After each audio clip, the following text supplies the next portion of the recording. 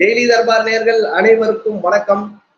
தமிழகத்தில் உள்ள 40 தொகுதிகளுக்குமான எக்ஸிட் போல் சர்வே ஒரு மெகா சர்வேயாக நம்ம பண்ணிக்கொண்டிருக்கோம்.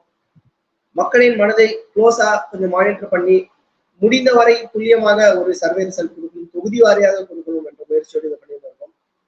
அந்த வகையில் இன்று நாம் பார்க்க போகும் தொகுதி காஞ்சிபுரம் தொகுதி.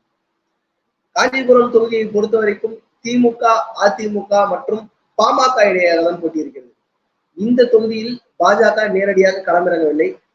பொதுவாகவே தமிழகத்துல நீங்க நிறைய இடத்துல பாத்தீங்கன்னா எந்த இடத்துல எல்லாம் திமுக, அதிமுக மற்றும் பாஜகன்ற எக்ஸாக்ட் அந்த 3 பெரிய கட்சிகளின் மும்முனை போட்டி இருக்கிறதோ அங்கெல்லாம் பிரச்சாரங்களில் அனல் பறந்தது அப்படின்னு தான் சொல்லணும்.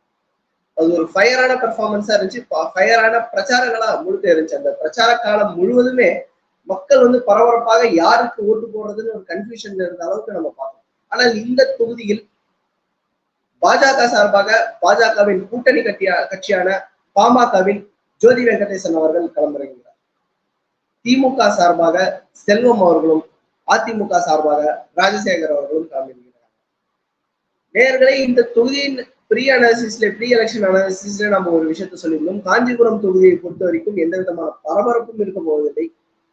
ஈவன் நீங்க நிறைய இதுல பாத்தீங்கன்னாலும் காஞ்சிபுரம் தொகுதிக்கான பெரிய இம்பார்ட்டன்ஸ் இல்லை. அவர் வெல்வாரா இவர் வெல்வாரான்ற மாதிரி எந்த விதமான பரபரப்பும் இங்க இல்லாததுதான் பார்க்கணும். காரணம், இங்கே திமுக வெல்ல போவது கிட்டத்தட்ட உறுதியாகிவிட்டது. அதற்கு 2 காரணங்கள். ஒன்று, திமுக ஆட்சியில் இருக்கிறது, அதனோட வெற்றி அப்படின்றது ஓவராலா ஸ்டேட் ஃபுல்லா எதிர்பார்க்கப்படுகிற ஒன்றாக இருக்கிறது. கூட்டணி கட்சிகள் பலமாக இருக்கிறது. 2019 அவங்க சேர்த்து வச்ச அதே கூட்டணி கட்சிகள் எந்த விதமான பிக்கல் பிடுங்கள் இல்லாமல் சிந்தாமல் சிதறாமல் அந்த கூட்டணி கட்சிகள் அப்படியே இருக்கின்றன. அதே மாதிரி மோடிக்கு எதிரான முழக்கத்தை தான் 2019 வச்சிருந்தாரு. இப்பயும் அதே ஸ்டாண்டை தான் எடுத்திருக்காரு.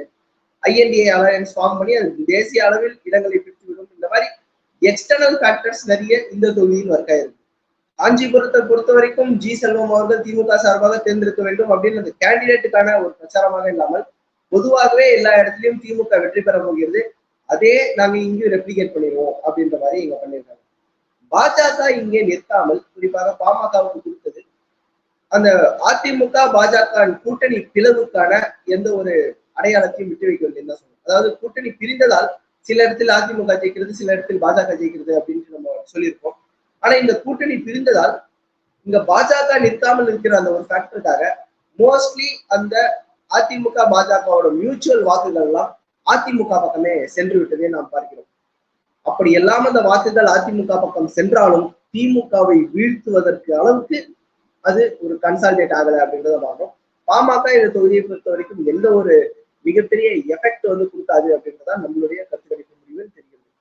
பாமக ஓரளவுக்கு ஒரு நியாயமான கடுமையான போட்டி கொடுக்க முடியும் அப்படின்னு தான் நம்மளுடைய ப்ரீ போல் அனாலிசிஸ் நம்ம சொல்லியிருந்தோம். ஆனால் எக்ஸிட் போல் சர்வேல நாம் சொல்லிக் கொள்வது பாமக இந்த ரேஸிலேயே நிச்சயமாக கிடையாது.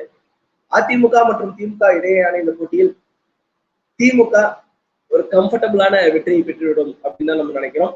இதுதான் காஞ்சிபுரம் தொகுதியோட நிலைமை.